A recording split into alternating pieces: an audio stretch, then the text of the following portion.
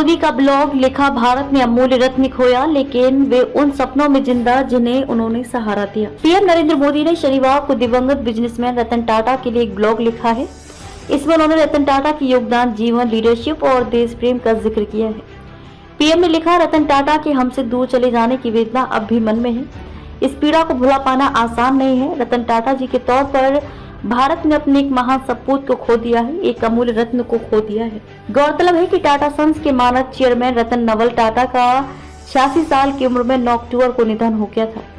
भारत सरकार ने उन्हें साल 2000 में पद्म भूषण, 2008 में पद्म विभूषण से सम्मानित किया था।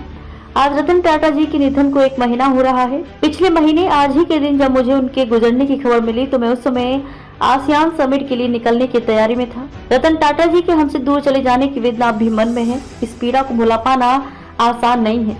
उनके रूप में भारत ने एक अमूल्य रत्न को खो दिया है। आज भी शहरों, कस्बों से लेकर गाँव तक लोग उनकी कमी को गहराई से महसूस कर रहे हैं। हम सबका ये दुख साझा है, चाहे कोई उद्योगपति हो, उभरता हुआ उद्यमी हो या कोई प्रोफेशनल हो, हर किसी को उनके निधन से दुख हुआ है। पर्यावरण रक्षा से जुड़े लोग, समाज सेवा से जुड़े लोग भी उनके निधन से उतने ही दुखी हैं और ये दुख हम सिर्फ भारत में ही नहीं बल्कि दुनिया भर में महसूस कर रहे हैं।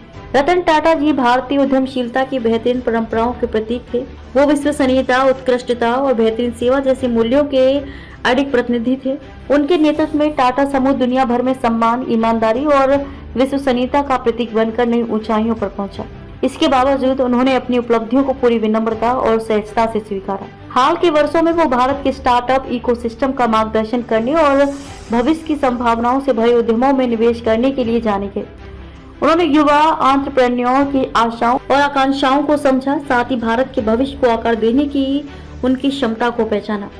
भारत के युवाओं के प्रयासों का समर्थन करके उन्होंने नए सपने देखने वाली नई पीढ़ी को जोखिम लेने और सीमाओं से परे जाने का हौसला दिया। उनके इस कदम ने भारत में इनोवेशन और एंटरप्रेन्योरशिप की संस्कृति विकसित करने में बड़ी मदद की है। आने वाले दशकों में हम इसका सकारात्मक प्रभाव देखेंगे। रतन टाटा जी ने हमेशा बेहतरीन क्वालिटी के प्रोडक्ट, बेहतरीन क्वालिटी की सर्विस पर जोर दिया और भारतीय उद्यमों को ग्लोबल बेंचमार्क स्थापित करने का रास्ता दिखाया। आज जब भारत 2047 तक विकसित होने के लक्ष्य की ओर बढ़ रहा है तो हम ग्लोबल बेंचमार्क स्थापित करते हुए ही दुनिया में परचम फहरा सकते हैं। मुझे आशा है कि उनका ये विजन हमारे देश की भावी पीढ़ियों को प्रेरित करेगा और भारत वर्ल्ड क्लास क्वालिटी के लिए अपनी पहचान मजबूत करेगा। रतन टाटा जी ने हमेशा नेशन फर्स्ट की भावना को सर्वोपरि रखा। 26/11 के आतंकवादी हमलों के बाद उनके द्वारा मुंबई के प्रतिष्ठित ताज होटल को पूरी तत्परता के साथ फिर से खोलना इस राष्ट्र के एकजुट होकर उठ खड़े होने का प्रतीक था। उनके इस कदम ने बड़ा संदेश दिया कि भारत रुकेगा नहीं, भारत निडर है और आतंकवाद के सामने झुकने से इनकार करता है।